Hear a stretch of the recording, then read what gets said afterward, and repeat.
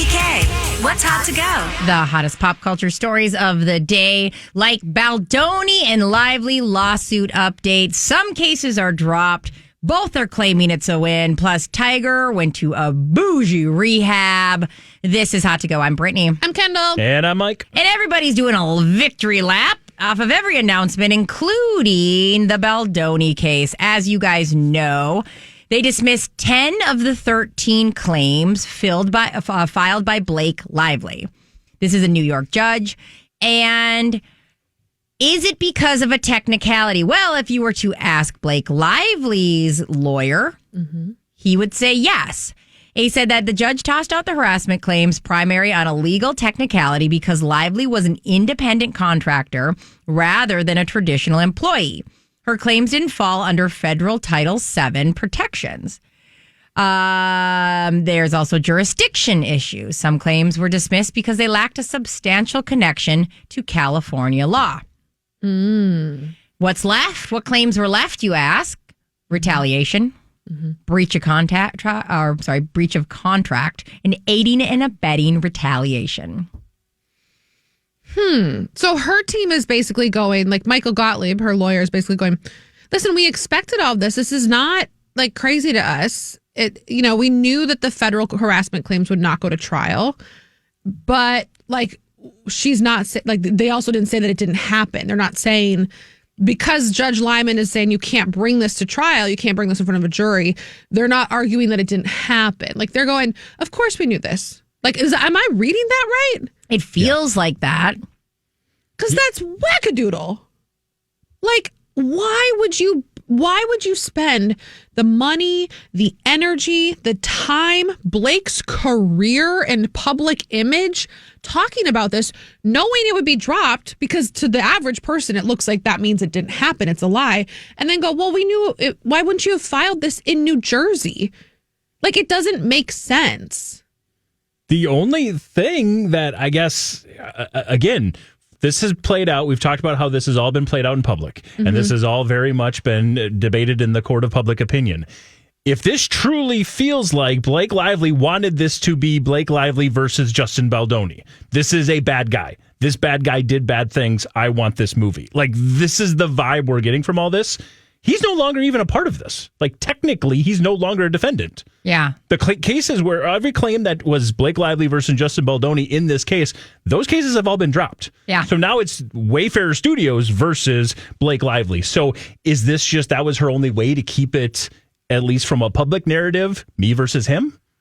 That's the only thing that, I don't know, maybe makes sense. But it feels like a tactic then gone wrong. Yes. Because yesterday, I don't know how many, we posted a video, a bunch of videos were posted, and people were like, I was always on Justin's side. This is what happens. People even went to a place of, see, the Me Too movement is full of crap. Like, yeah. It's crazy the amount of people that came out of the woodwork to be like, this means Baldoni was right.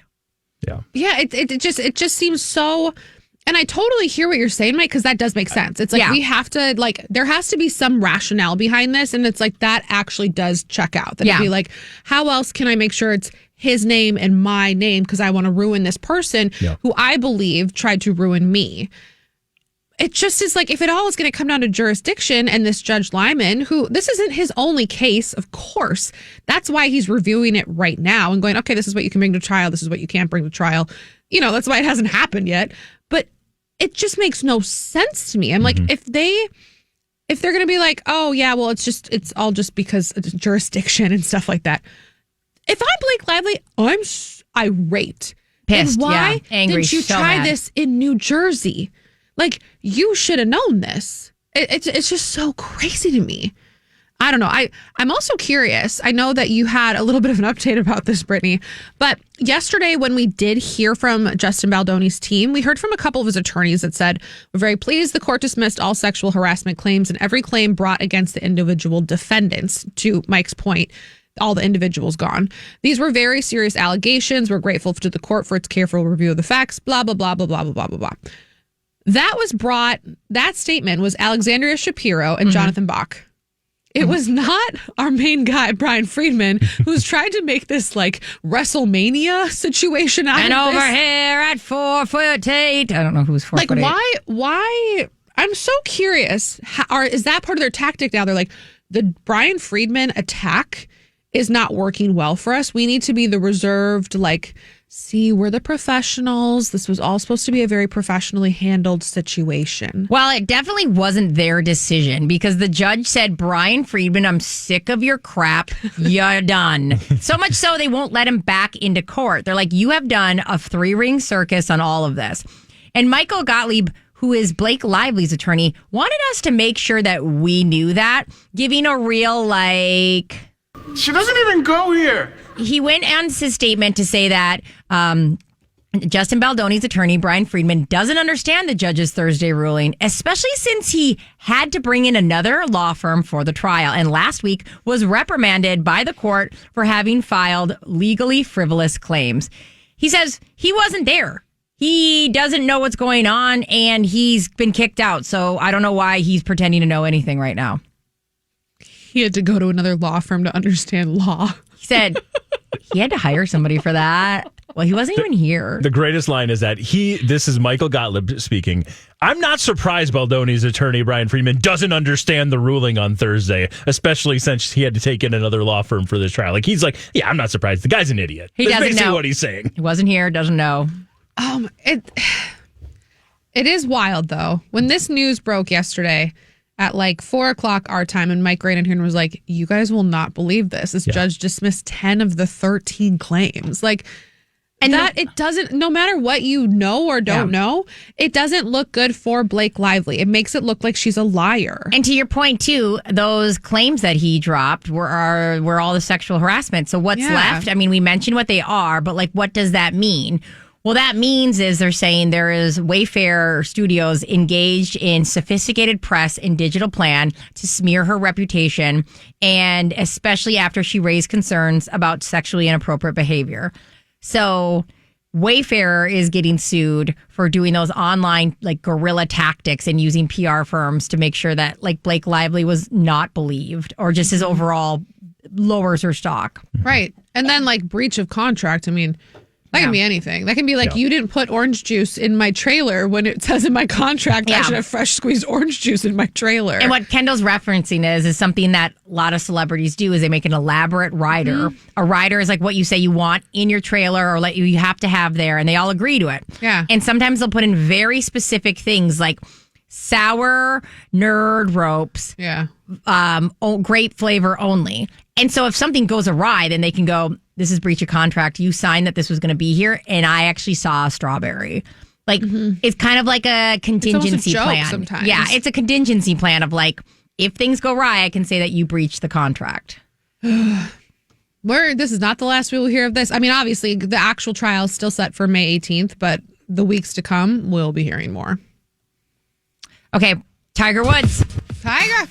They've got plane touches down in Zurich. If you didn't know, a lot of people track private planes, and they were tracking Tiger Woods as he said he was off to treatment, which would make sense because Zurich holds some of the bougiest, some of the most exclusive, some of the most private and expensive rehabs known to man.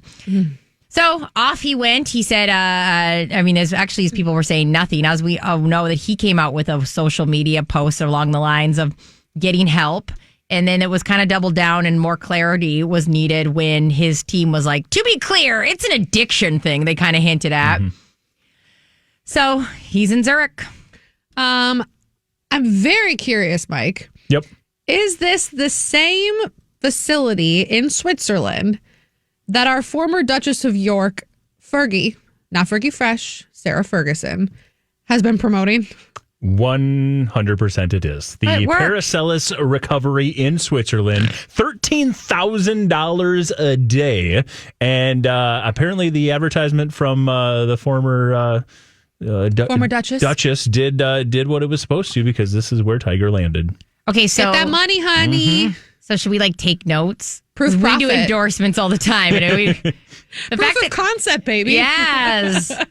That's Not nothing. Like, I mean, I can't even fathom being $1,000 a day. What? $13,000 a day after I flew my private jet over because I want privacy that bad? Well, he kind of needs it. I mean, could he? Okay, I understand because people in the comment sections are like, that doesn't make sense. You don't just spell it.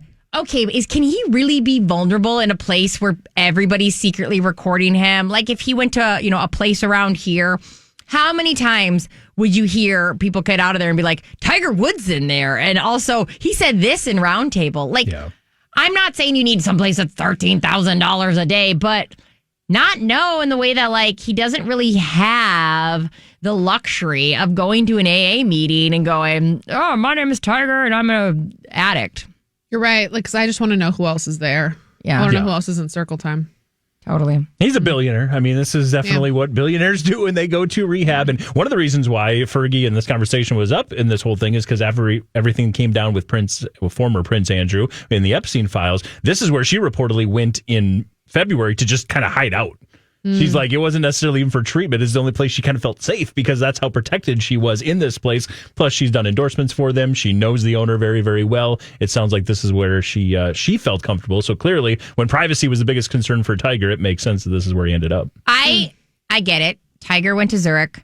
I went to Scandia for rehab, so I get it. I get traveling. Scandia is a small town here in Minnesota. I get traveling for your sobriety. So like 45 minutes north. I get it. Mm-hmm. That's the first time I saw all those wooden horses everywhere. And I associate them with getting sober. Oh, the little like Danish or Scandinavian. I was like, what the hell? Why is there everywhere we go?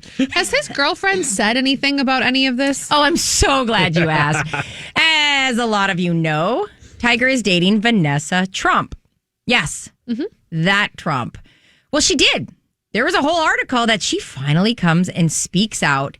It was Tiger Woods' girlfriend, Vanessa Trump, breaks her silence after his DUI arrest. To which I was like, oh, did she do a round table? I know the red table doesn't exist anymore, but this would be maybe The View or something. She's coming out to say like a big statement. About him struggling. No. Vanessa said, Insta stories will do. She shared a photo of herself cozying up next to Tiger saying, love you, with 2 red heart emojis. She's standing by her man. Love you. Have fun at the tournament. Is that not where he's going? Is that not what he's doing in Switzerland? Love you. I'll see you next week. Oh, my God. Love you. What? I'm making dinner tonight. Will you not be here? Love you. Okay. Not even like, I love you, I support you, or like, I support you, or just even the photo. Yeah. Love you, 2 heart emojis. She gave her all.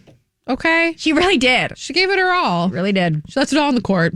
I have put more time and effort to like posting about Kendall getting a new dress. Yeah. Okay? Yeah. I have put more time and effort into me eating popcorn. Into her Kendall eating popcorn cute. Yeah. Like I have put more energy into celebrating like no traffic today than Vanessa Trump has her boyfriend Tiger Woods' sobriety journey. And by the way, we got to talk about this.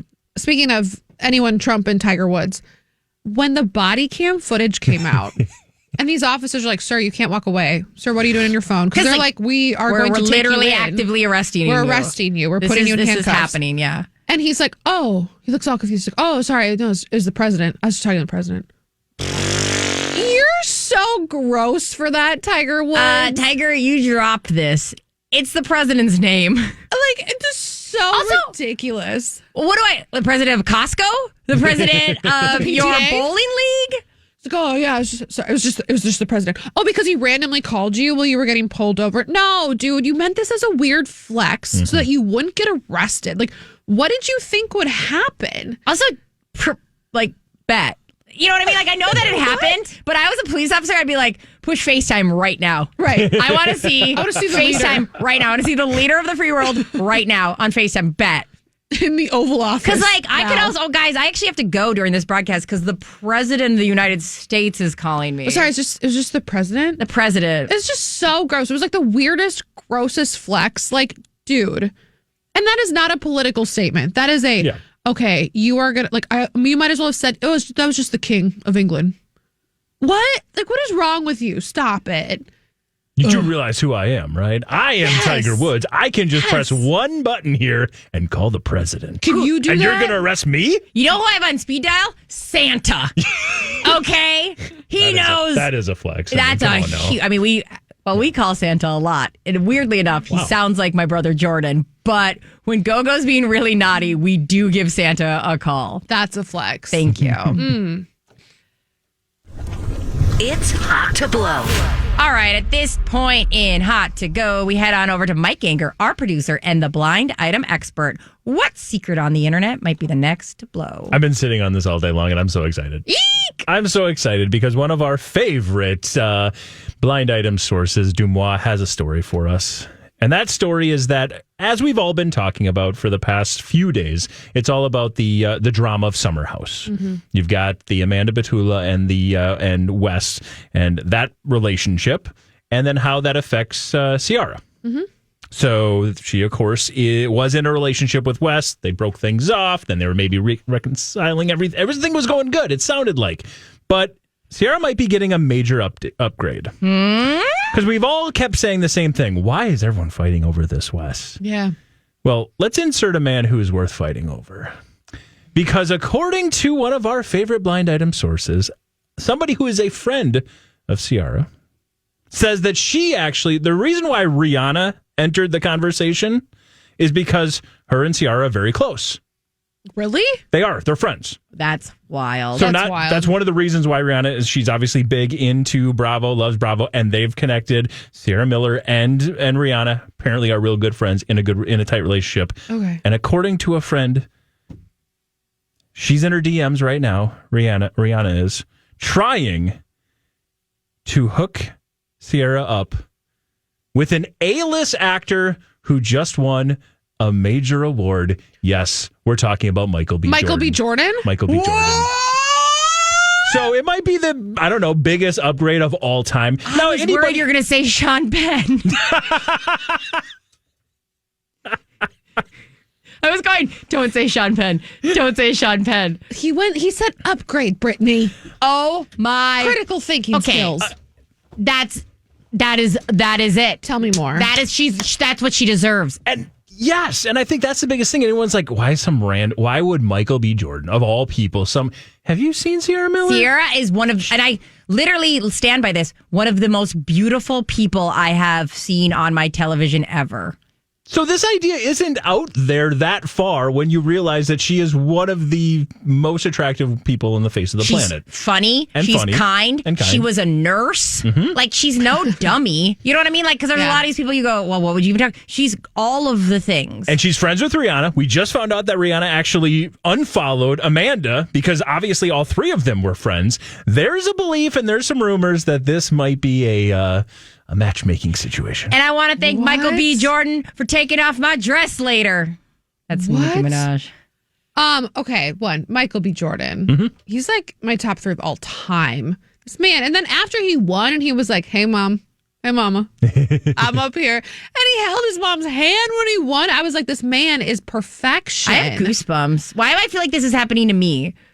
I don't know, but now I want to watch Summer House. You can. It's okay. Well, it is on Peacock every season, and I would highly recommend it. I just want to know more about this human being because I want to know more about this specific scenario. I need you to dig more, Mike. She is great because, I only know her from Traitors because, again, I don't watch Summer House, but she was amazing in Traitors. Yeah. And her and Boston Rob's relationship, I absolutely adore and love because I love Boston Rob. Yeah. Friendship, yes, yeah. Sorry. But No, I just want to make sure Kendall knows that there wasn't another person. I was like, wait, what? She had that look where I go, no. Sorry, yes. Yeah, Their it was so harmless and beautiful. It was perfect. So, again, I wish nothing but the best, and this would be awesome if this is a true story. Again, Dumois is running with, or bringing this to us. Because there also is rumors that people are going Ciara as the Bachelorette. But here's the thing about Ciara. She struggles. Okay, this is so stupid as if I do know her.